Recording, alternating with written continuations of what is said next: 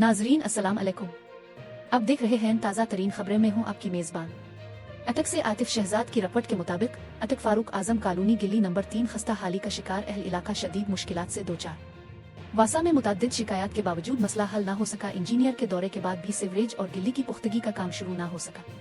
तफसीलात के मुताबिक अटक की मरूफ रिहायशी आबादी फारूक आजम कॉलोनी की गिल्ली नंबर 3 इस वक्त इंतहाई खराब हालत का शिकार है, जिसके बाइस अहल इलाका को शदीद मुश्किलात का सामना करना पड़ रहा है।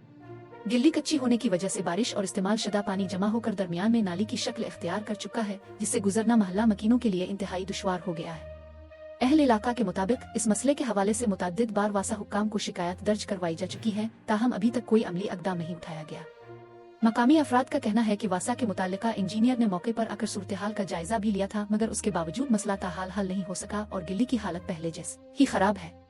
मकीनों का कहना है कि गिल्ली में सीवरेज सिस्टम न होने और गिल्ली के कच्चे होने की वजह से गंदा पानी जमा रहता है, जिससे न सिर्फ आमदोरफ्त में दुश्वारी होती है बल्कि ताफून और बीमारियों के फैलने का भी खदशा बढ़ गया है।